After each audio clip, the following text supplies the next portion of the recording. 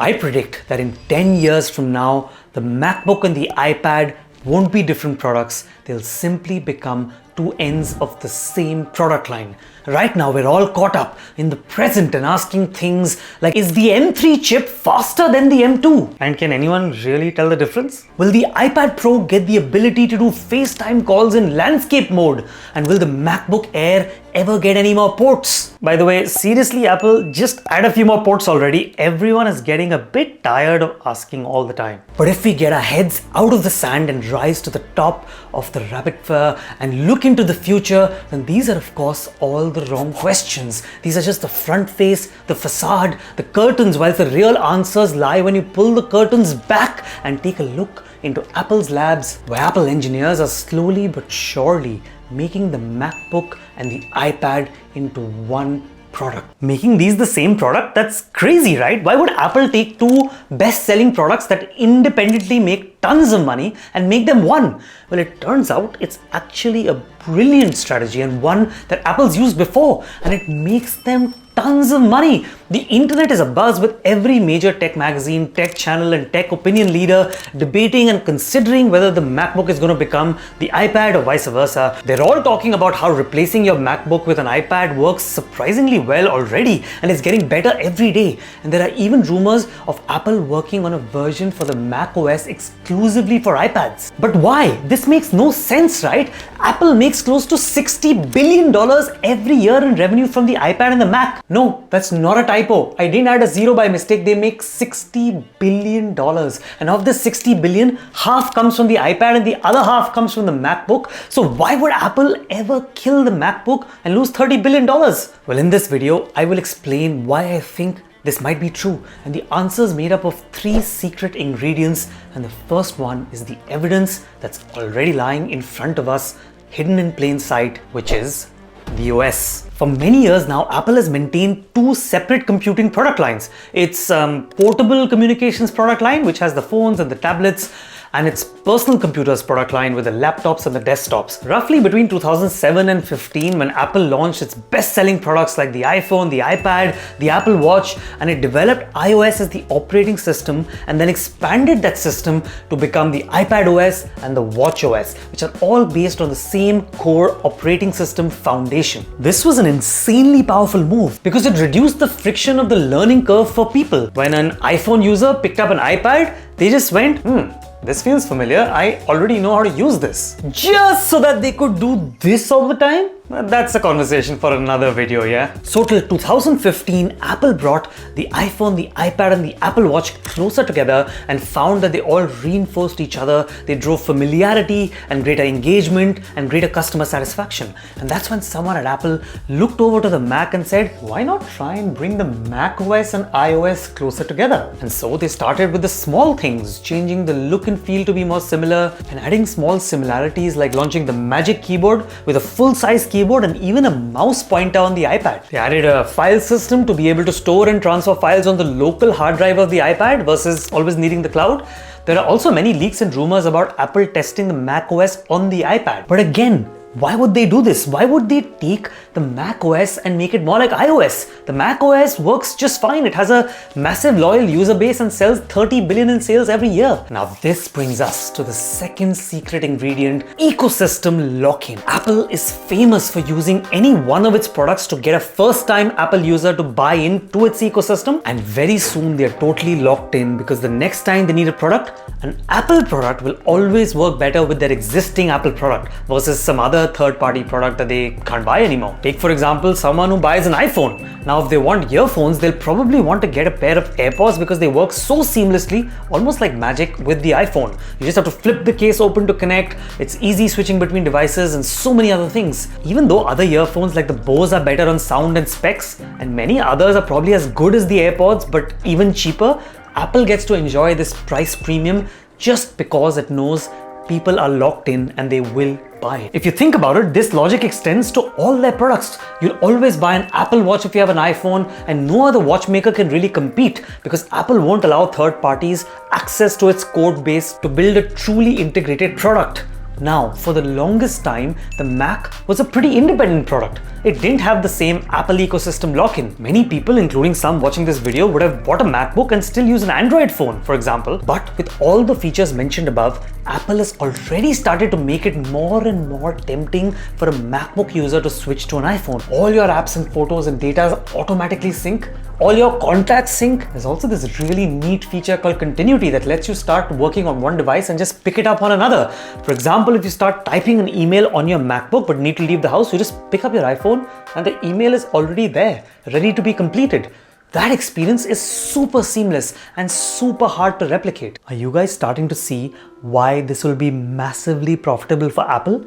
It will basically conquer the final frontier for Apple, the one product category where it operates today and it's not the leader. In every single category that Apple operates today, it's practically the market leader. Its iPhone is the best-selling premium smartphone in the world. The AirPods are the largest-selling wireless earbuds. The iPad is the largest-selling tablet. The Apple Watch is the highest-selling smartwatch, and so on. But the one category where Apple lags behind, and by a huge margin, is the MacBook. Whilst it's gained share over the years, it's still only 15% of the market, whilst Windows is a massive 72%. Why is that? It's because, well, Microsoft has a little ecosystem lock of its own going around as well. There's a history of decades of companies working on this Windows platform. It's easy, it's super familiar. All of you have probably used it at some point. It has popular and powerful tools like the Excel and PowerPoint that people have used for decades. And now with Microsoft 365 making Microsoft Office all online and integrated with Teams and Outlook and Windows, it's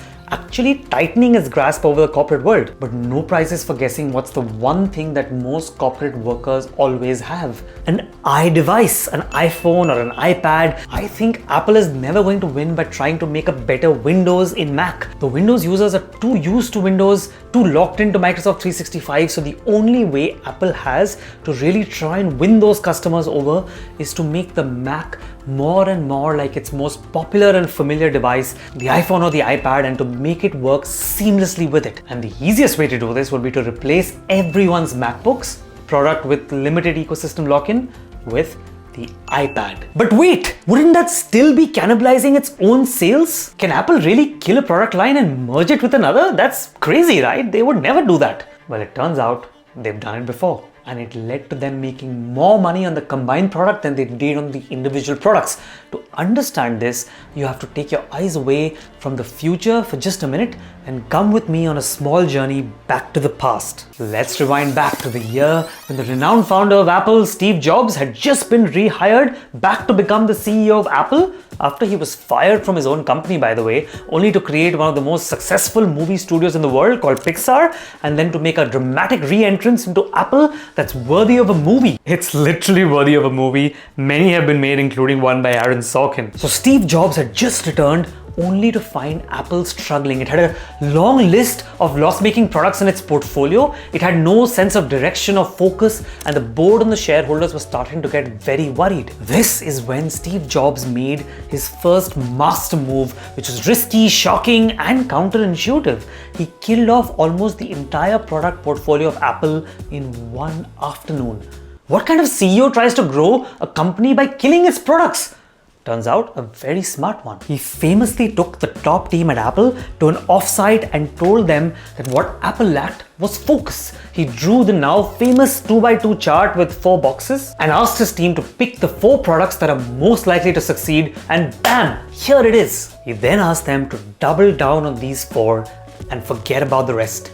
This was a move that likely saved the company because 5 years later, Apple's profit was booming, and Steve Jobs had given us all a valuable lesson that deciding what to do is as important as deciding what not to do. Now, this wasn't the only time that Steve and Apple applied this strategy. The next time they did it was with a product that was one of the most loved consumer products in the world. It's a product that not only transformed an entire category that was struggling, but also a product that was held together by the secret sauce of a unique and intuitive interface, the click wheel. A simple marketing message? 1,000 songs in your pocket.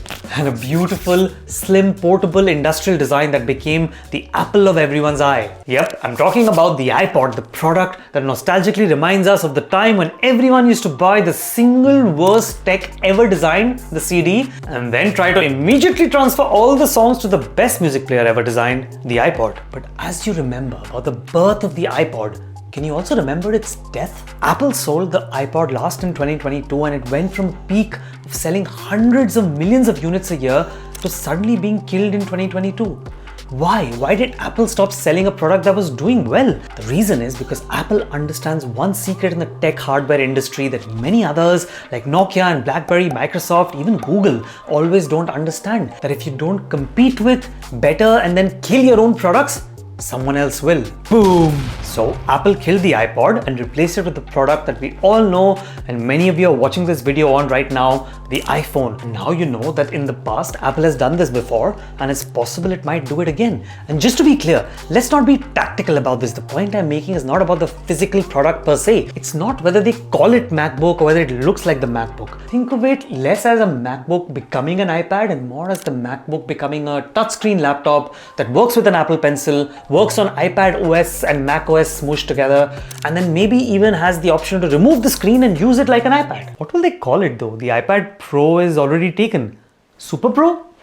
Pro Squared? Pro Max? The MacPad? The iMad? Clearly, I'm not getting hired to name these things anytime soon. But now that we've talked about the past, let's go back to the future and let me take this argument of the MacBook become the iPad one step further. If you're willing to look beyond this decade and into the next decade, where I think that both the iPad and the MacBook might stop existing and get merged into the future of computing, which Apple believes will move away from the physical form factor and more into the virtual world. The evidence of this is the biggest hardware bet they've made in this decade, the product that will probably completely transform the way we live, the Apple Vision Pro. The Apple Vision Pro's killer feature, as agreed by every single reviewer from Marques Brownlee to Mr. Who's the Boss to iJustine, is exactly this. Its ability to pair with a MacBook and make it a giant VR screen that can be used with the keyboard of your MacBook. Now at this point, the screen is in the Vision Pro and the computing and the inputs happen from your Mac. But there's no reason why in a few years the computing also happens